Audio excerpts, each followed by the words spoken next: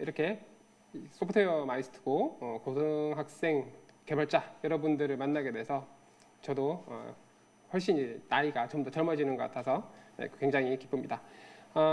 일단 한 25분 정도 설명을 드릴 예정이고요. 제가 고등학교 시절을 떠올려 보면 이 시간대쯤 되면 굉장히 잠이 옵니다. 그래서 졸음이 올 만한 내용들은 빨리빨리 스킵을 하고 가급적이면 데모 위주로 재미있게 진행을 해볼게요. 네, 인공지능이란 개념 자체는 1930년대로 거슬러 올라갑니다. 80년 정도의 역사가 되죠. 어떻게 보면 컴퓨터보다 역사가 더 오래됐습니다. 1956년에 인공지능이라는 용어가 처음엔 사용이 되고 그것만 해도 이제 거의 60년, 55년 정도 되었죠. 그리고 이제 최근에는 어떤 딥러닝이라고 하는 기술의 발전에 힘입어 굉장히 소위 말하는 신박한 어떤 AI 기술들이 많이 소개가 되고 있는데요. 지금 보고 계신 요 데모 같은 경우도 엔비디아에서 공개를 하고 실제 여러분들도 요 아래에 있는 주소로 들어가시면은 해보실 수 있어요. 어떤 거냐면 그냥 여기 왼쪽에 보시면 사람이 대충 이렇게 대충 그림을 그려놓으면 정말 실제와 같은 사진들이 자동으로 만들어지는 이런 기술로 보시면 됩니다. 이름이 고갱이라고 되어 있고요. 요즘 굉장히 핫한 기술 중에 하나인 겐을 활용을 해서 이런 멋진 연구 결과들이 나오고 있고요. 그리고 이제 최근에 어떤 그 AI 대화 모델 기술도 굉장히 많이 발전을 해서 우리 국내의 굉장히 대화 모델 쪽을 잘하는 스타트업인 스캐터랩에서 공개를 한 루다라는 대화 모델이 있습니다. 일종의 심심이고요. 얘가 예전에 어떤 심심이 하면은 몇 마디 하고 나면은 되게 좀 반응도 별로였고 딱 봐도 이거 되게 좀 인공지능스러웠는데 인공지능스럽다는 얘기는 잘 못한다는 얘기죠.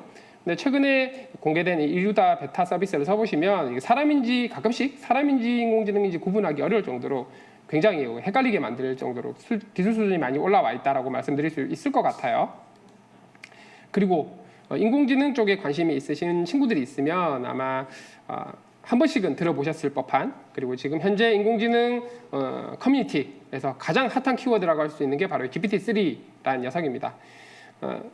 이런 자연어 처리나 대화 모델 혹은 어떤 질의응답 이런 쪽 연구하시는 분들 기준으로 봤을 때는 아마 내세에서나 이번 생에서는 거의 힘들지 않을까라고 생각했던 그런 어떤 기술 수준이 이 GPT-3가 나오면서 어느 정도 그런 기대치를 완전히 깨부수는 그래서 이거 정말 잘하면 소위 말하는 그 Artificial General Intelligence라고 하는 강인공지능으로까지도 갈 수 있겠다라고 할 정도로 굉장히 어떤 획기적인 결과들을 보여주고 있고요. 여기 예시로 보시다시피 제가 이런 질문을 던졌어요. 단백질 함량이 높은 식품은 무엇입니까? 라고 질문하면 이렇게 막 엄청 구체적인 정보를 대답을 해줄 수 있는 거죠. 그리고 여기 나왔던 내용 중에 또 어떤 신장결석 관련 얘기가 나와서 그럼 신장결석 요인은 무엇입니까? 네, 이 질문은 제가 한 질문이 아니라 여기 답변을 한 거에 대해서 GPT-3가 다시 스스로 질문을 한 거고 또 스스로 대답을 하고 뭐 이런 형태로 흘러가는 거죠. 그래서 굉장히 놀라운 인공지능 기술이 개발이 되었다라고 보시면 될 것 같아요. 그래서 지금 AI 스피커 같은 거를 써보고 계신 친구들도 계실 텐데 지금은 약간 좀 부족한 측면이 있긴 하겠지만 이런 GPT-3 같은 기술들이 잘 적용이 된다면 지금보다 훨씬 더 똑똑한 비서가 만들어질 거라고 생각을 하고 있습니다. 그러면은 최근에 어떤 인공지능 기술이 어떻게 해서 이 정도 수준까지 이제 놀랄만한 수준까지 올라올 수 있게 되었나라고 하면 여러 가지 이유들을 많이 말씀을 하시는데 또 공통적으로 설명되는 이유들이 있어요. 첫 번째는 어쨌든 인공지능 모델 크기가 굉장히 커졌다라는 부분. 그래서 모델이 커진다는 얘기는 사람으로 치면 두뇌 용량이 커졌다랑 비슷한 개념으로 보시면 돼요.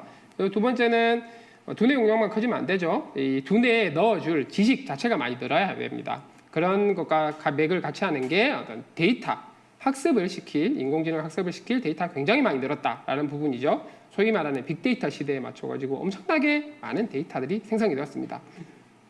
또 하나는 이렇게 굉장히 크고 큰 모델에 굉장히 많은 데이터를 학습을 시키려면 하드웨어 인프라가 도움을 줘야 합니다. 그래서 GPU 기술의 발전이 굉장히 중요한 역할을 했고요. 이런 환경적인 요인뿐만 아니라 어떤 인공지능 관련해서 조금 관심을 갖고 개발해 보신 분들은 아마 대부분 텐서플로우나 파이토치 혹은 케라스 같은 걸 많이 활용을 하실 거예요. 그래서 이렇게 이런 파이토치나 텐서플로우 같은 굉장히 구현하기 쉬운 어떤 라이브러리들이 공개가 됨으로써 많은 분들이 손쉽게 접할 수 있고 개발할 수 있고 돌려볼 수 있는 환경이 만들어진 게 굉장히 큰 의미를 가진다라고 얘기를 합니다.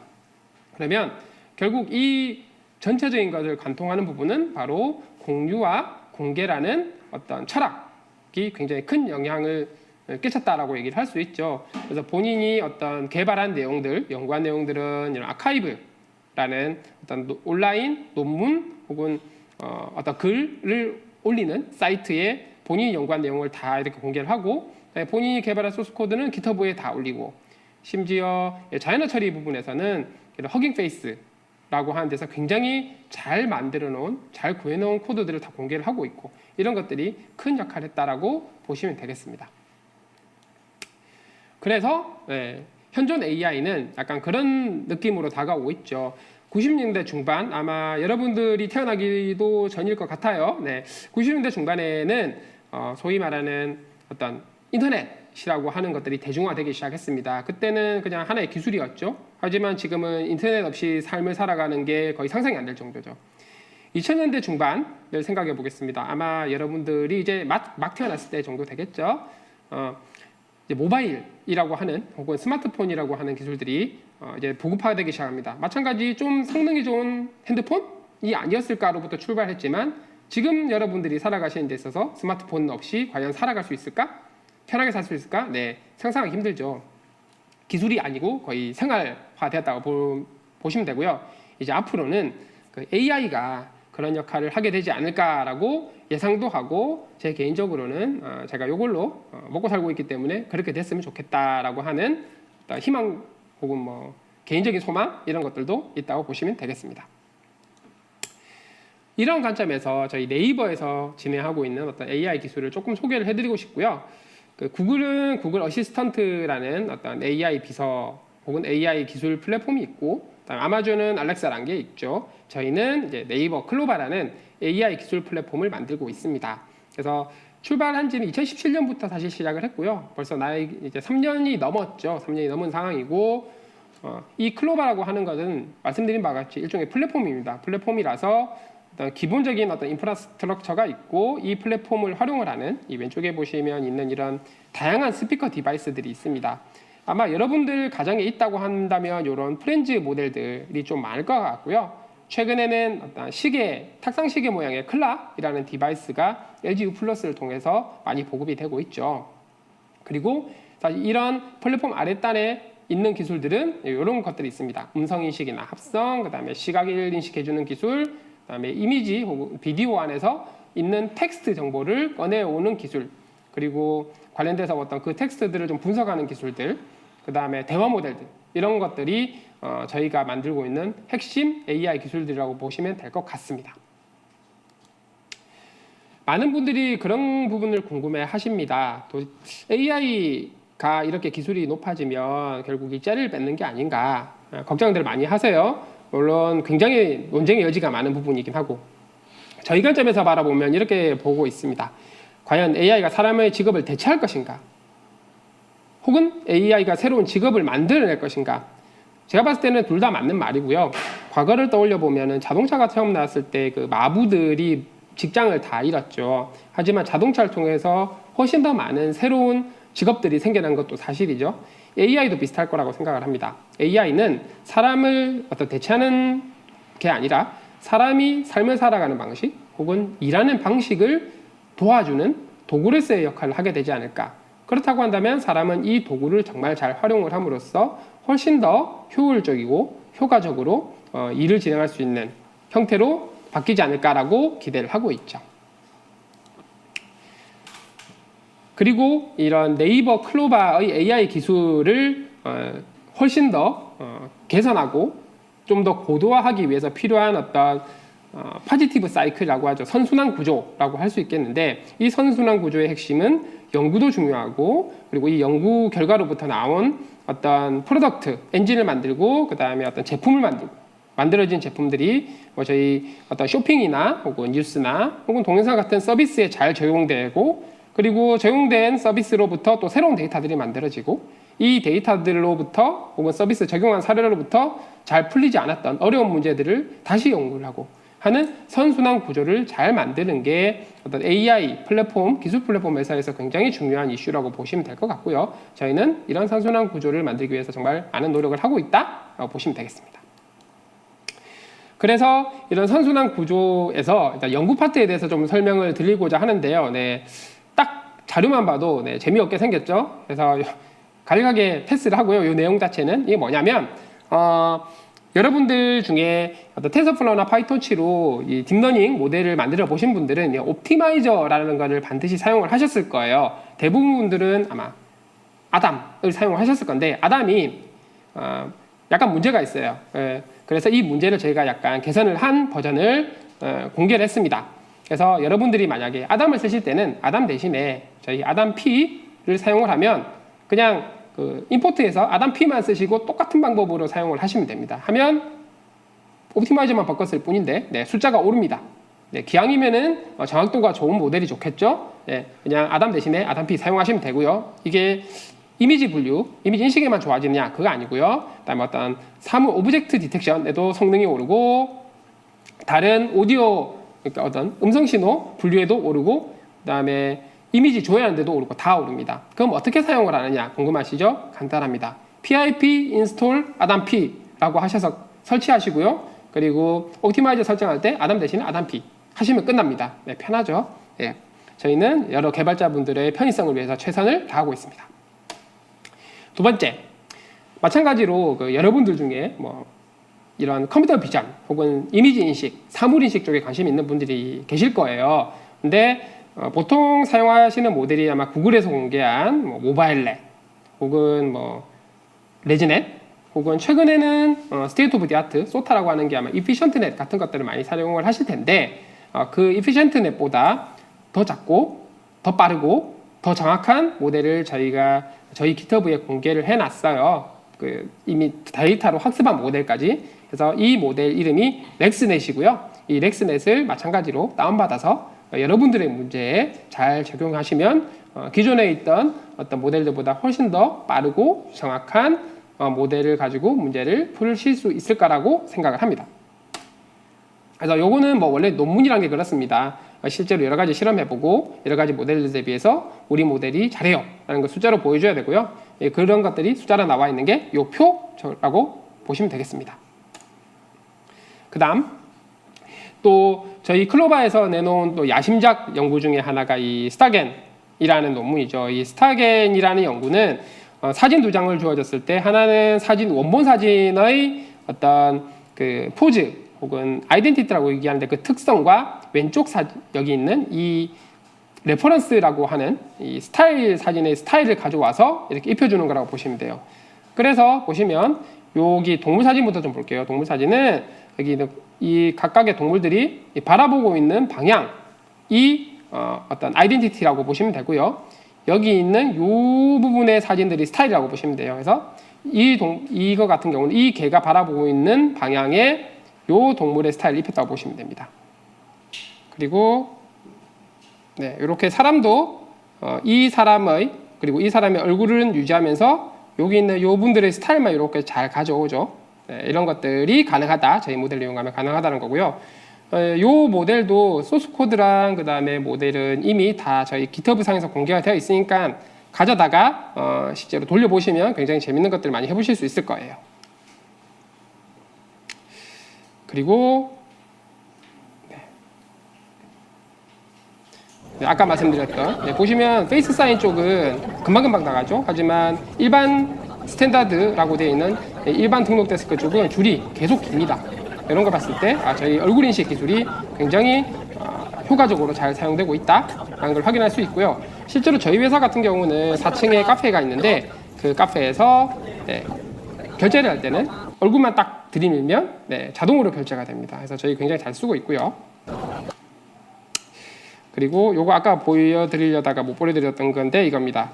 이치라는 굉장히 저도 좋아하는 걸그룹입니다. 보시면 이 친구들이 춤을 추면서 가려졌다가 다시 나왔다가 하는 부분들이 있는데 이걸 자동으로 직캠을 찍으려면 누가 어디에서 가르쳤는지 나왔는지를 잘 이렇게 잘 트래킹을 해야 됩니다. 이런 것들도 저희 AI 기술을 이용해서 서비스로 나가고 있고요. 뿐만 아니라 이 OCR 기술, 저희 보통 OCR이라고 하면 이런 이미지에서 우리가 필요한 텍스트 정보를 가져오는 겁니다. 그런데 기존의 OCR 대비 저희는 이제 훨씬 더 실제 상황에서 사용이 필요한 기술들로 많이 활용을 하고 있고요. 보시면 영수증에서 어느 가게에서 했는지, 각각의 샀던 품목들이 어떤 건지, 가격이 어떤 건지를 자동으로 추출을 해내니까 뭐 가계부를 자동으로 써줄 수도 있고, 경우에 따라서는 M빵이라고 하면 안 될 것 같고, 여기 그 더치페이를 자동으로 계산해주는 이런 것들도 적용을 할 수가 있습니다. 그리고 저희가 아시아 최초로 인공지능 ARS 서비스를 만들어서 식당 예약하는 데 활용을 하고 있고요. 한번 들어보시면 스테이크하우스 미금점입니다. 네. 무엇을 도와드릴까요? 예약 좀 하려고요. 모르겠는데요. 안녕하세요. 아웃백 스테이크하우스 미금점입니다. 무엇을 도와드릴까요? 어떤 거냐면 제가 직접 아웃백 언제로 예약 스테이크하우스 도와드릴까요? 미금점 저희 ARS가 제공된 서비스에 전화를 혹시 몇 분이서 오시나요? 봤던 내용이고요. 전화를 걸었더니 굉장히 잘 되더라 라는 걸 확인할 수가 있습니다. 2월 그리고 저희 이런 자동으로 전화를 걸고 받는 기술을 코로나19 확산을 이런 막기 서비스에만 위해 활용하는 게 지원에 나서는 아니고 기업들도 있습니다. 요즘 워낙 코로나가 인공지능과 클라우드 문제니까 기술을 코로나 동원해 확산 방역 단계도 업무를 활용을 동반하며 하고 있고요. 자금 지원에 나서는 것도 어떤 있습니다. 거냐면 세계의 동일하게 이런 노력을 AI가 김창섭 기자가 취재했습니다. 자가격리자분들한테 전화를 걸어서 어떤 열이 있으신지 혹은 호흡기 질환이 있으신지를 하루에 2번 물어봅니다. 이걸 하면 실제로 공무원분들이 해야 되는 일을 대신 해주는 이런 효과가 있는 거죠. 그래서 공무원분들이 그 공무원분들 본연의 업무를 좀 더 충실하도록 도와드리고 있고요. 80명을 점검하고 있습니다.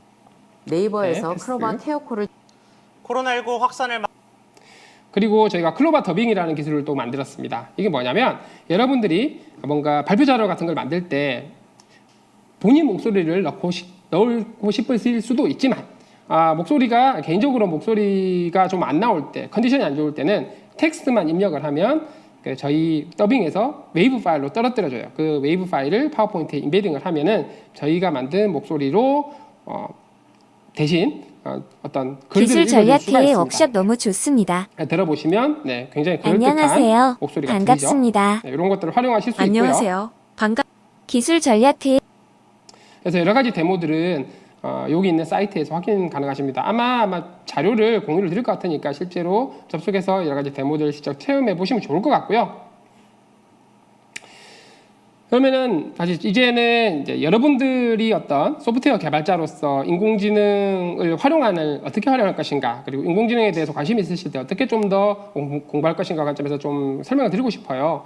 그래서 가장 많이 듣는 질문이 딥러닝, 머신러닝, 인공지능 어떻게 달라요? 라고 많은 질문을 하시는데, 일단 딥러닝은 머신러닝의 한 종류라고 보시면 돼요. 그냥 뉴럴넷을 사용하는 머신러닝이라고 보시면 되고, 인공지능은 머신러닝이랑 딥러닝이랑 완전히 다릅니다. 인공지능은 어떤 풀어야 되는 문제, 사람과 같은 지능을 가상으로 만들어야 되는, 존재하지 않는 지능을 가상으로 만들어야 되는 어떤 문제라고 보시면 돼요. 네, 그렇게 이런 집합관계로는 이런 관계가 있다고 보시면 될 것 같고, 인공지능을 좀 더 잘하기 위해서는 어떤 것들을 좀 공부를 해야 되느냐 관점에서 보면 안타깝게도 아래쪽에서는 약간 수학적인 부분들이 많습니다. 그래서 행렬, 벡터, 확률, 미분 같은 보기도 싫은, 저도 고등학교 때 굉장히 보기 싫었습니다. 것들이 있는데 사실 이걸 모르면 안 되냐? 몰라도 되긴 해요. 몰라도 되긴 하지만 알면 좀 더 잘할 수 있다. 이렇게 보시면 될 것 같고요. 그리고 기본적으로 프로그래밍을 해야 되기 때문에 파이썬 중심으로 프로그래밍하는 능력 굉장히 중요합니다. 그리고 마지막 구현은 주로 텐서플로우나 파이토치, 케라스 같은 걸 활용해서 구현을 하시게 되고요. 그럼 도대체 이런 행렬, 벡터 이런 것들이 왜 중요하냐? 텐서플로우의 텐서가 사실 여기 있는 요 텐서예요.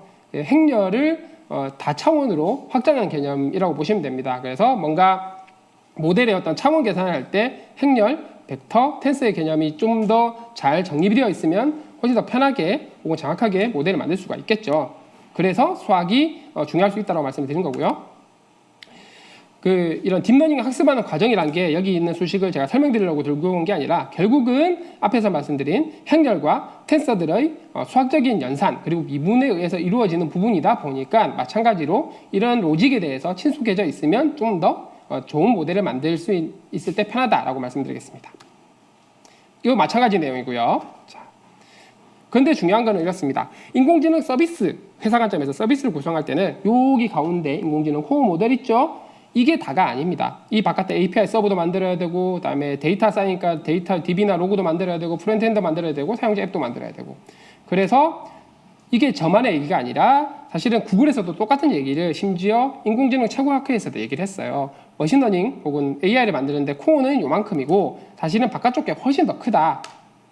그런 관점에서 여러분들의 선택지는 굉장히 많다. 모든 분들이 다 AI 모델링을 하고 있어야 되냐, 연구를 해야 되냐, 그거 아니다라는 거죠. 산업계에서의 AI 인력 수요는 이 바깥쪽에 있는 소프트웨어 엔지니어들과 AI를 이해하는 어떤 응용 기술 엔지니어 분들이 훨씬 더 많으니까 이쪽도 굉장히 좋은 전망 있는 포지션이 될 것 같다라고 공유드리고 싶고요.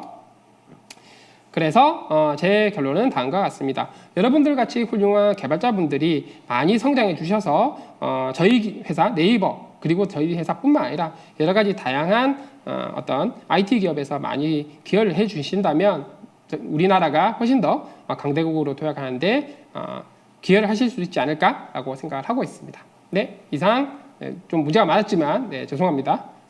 제 발표를 마치겠습니다. 감사합니다.